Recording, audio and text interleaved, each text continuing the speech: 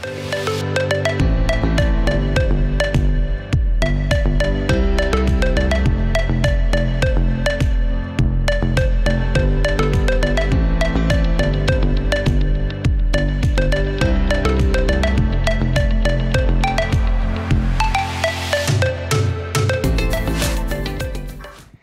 everyone, welcome to KidZTown, a ministry 1st to 4th grade students at Celebration Church. Are you ready to get unstuck? Sometimes we want to take our faith to the next level, but we feel stuck. That'll change after this month because we're talking about perseverance. In order to be able to get unstuck, you want to have perseverance. Perseverance is refusing to give up when life gets hard.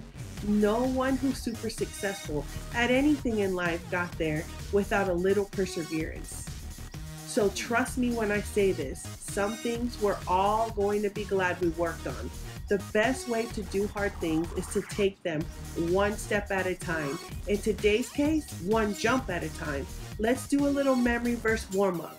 Are you ready to get unstuck? This month we have a great memory verse, Galatians 6:9, nerve. Let us not become tired of doing good.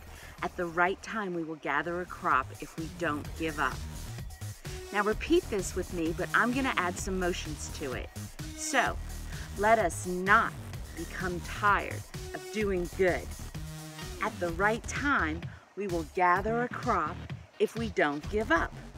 Galatians 6:9. Come on guys, do it with me one more time. Let us not become tired of doing good. At the right time, we will gather a crop if we don't give up. That was awesome. Now let's worship together and watch a video about a great way to show determination.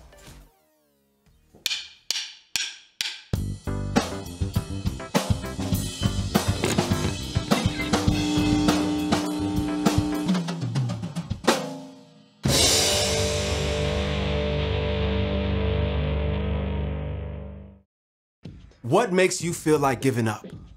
When it's hard to get started? When it takes too much time? Too much repetition? Too much discomfort? Too much saying no to other things you want to be doing? Sometimes you just want to say, enough! It's not worth it. I give up. But when you choose to stick it out, when you choose to put in the time, the repetition, the discomfort, the focus, you find it gets easier. You gain momentum. You can see the goal line ahead. And you get excited as you make your final rush to the finish. God can give you the power to stick with it and follow through. Whether you're learning an instrument or you're learning how to shoot a three-pointer, or maybe simply trying to clean your really messy room. With God's help, you'll be saying, can't stop, won't stop. When you choose to finish what you start, even when it's tough, others can see God's power at work in you. That's why determination is an amazing way to worship God with your life. 'Cause worship is about more than just singing loud. It's all about living loud.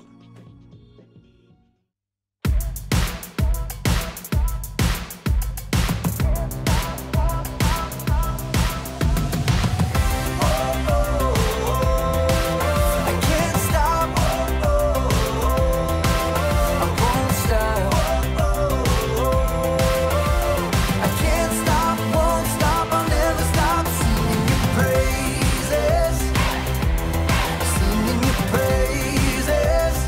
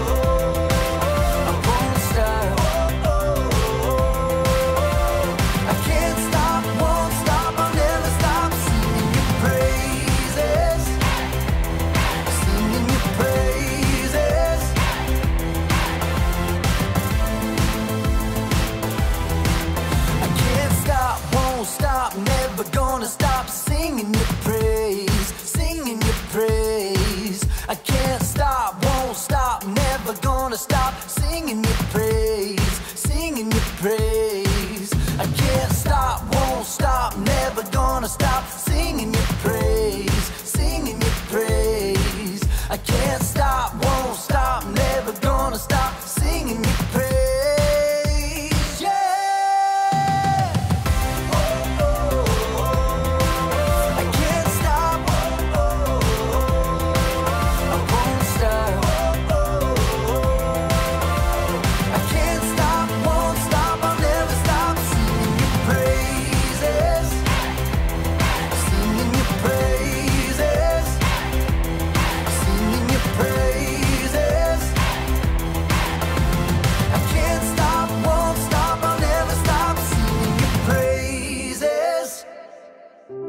The Bible. It's 66 books of history, stories, letters, and poetry that fit together to form God's one big story.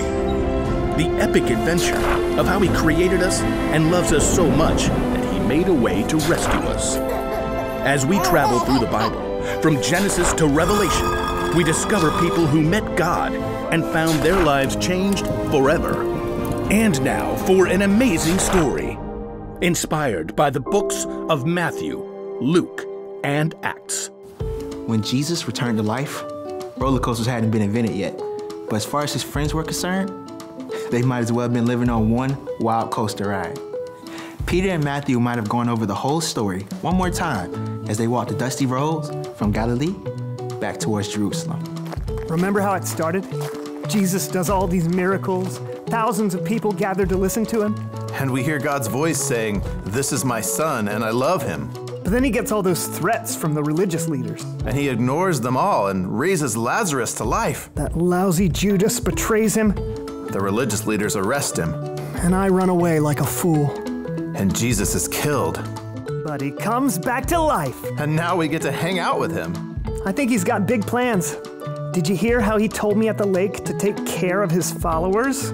And what he said to us all on the mountain in Galilee. About making new disciples? Yeah. So you must go and make disciples of all nations. Baptize them in the name of the Father, and of the Son, and of the Holy Spirit. Teach them to obey everything I have commanded you, and you can be sure that I am always with you to the very end. Big job. How do you remember all this stuff? I record it. You should write a book sometime. I'm still not so sure about the Holy Spirit part. Same. But Jesus is here with us now. We can do anything while he stays with us. Forever! Ahead, Peter and Matthew and the other disciples could see Jerusalem in the distance, the temple rising above the other buildings. He said to meet him back in Jerusalem. For the Feast of Pentecost, probably. That would be the perfect time for him to do something big. If he wants followers in all nations, that must mean we take over Israel first, right? I don't know about the takeover part. As Jesus' friends returned to Jerusalem, Jesus led them to a hill outside the city, near Bethany. Nice view of the city from here. I bet he's finally gonna give us all the big plan now. He already did. Make disciples of all nations. Yeah, but how? Is he gonna gather 50,000 people at Pentecost? Or maybe he'll take us all with him on an epic road trip? He probably wouldn't have brought us all up here if he didn't have something big to say. Sure enough, as they ate a meal on the side of the hill, Jesus told them, "Do not leave Jerusalem. Wait for the gift my Father promised. In a few days, you will be baptized with the Holy Spirit." There's the Holy Spirit thing again. Peter couldn't take it anymore. He had to ask, Lord, are you gonna give the kingdom back to Israel now? Everyone stopped talking, then looked to Peter, then to Jesus, who shook his head. You should not be concerned about times or dates. The Father has set them by his own authority. But you will receive power when the Holy Spirit comes on you. Then you will tell people about me in Jerusalem and in all Judea and Samaria. And you will even tell other people about me from one end of the earth to the other. The disciples exchanged glances. Okay, you did say the all nations part already, but where will you be? And please, can you explain how the Holy Spirit's going to help us? As Jesus smiled at his friends, he lifted his hands and spoke a blessing over them. He's not answering the question.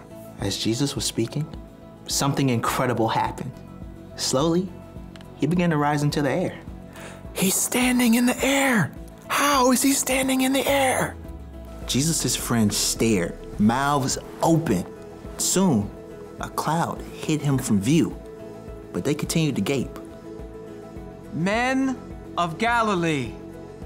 The disciples blinked and finally looked down to discover two tall men dressed in white standing right beside them. Why do you stand here looking at the sky? Jesus has been taken away from you into heaven. But he will come back in the same way you saw him go. Come back? Come back when? But the men in white were gone.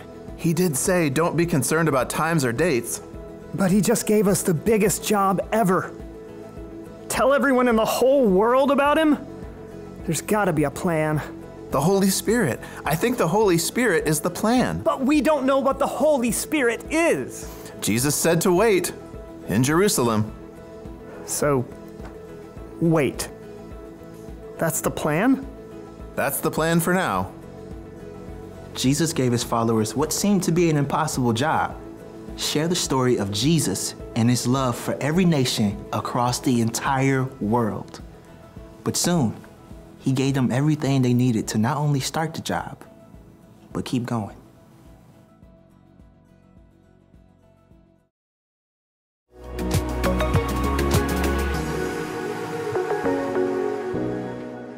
Take some time with your family to make some paper airplanes. You can have an airplane flying contest with your family to see who can fly the farthest or who can hit a specific target. Let's look up Isaiah 40:31.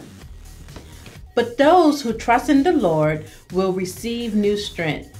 They will fly as high as eagles. They will run and not get tired. They will walk and not grow weak.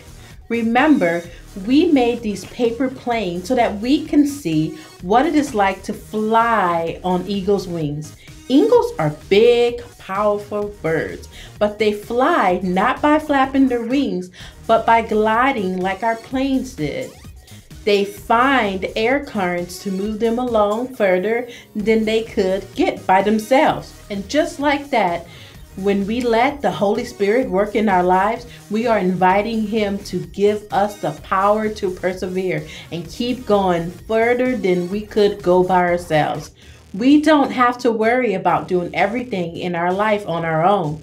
You can keep going because God is with you, like an eagle riding an air current further than it can fly.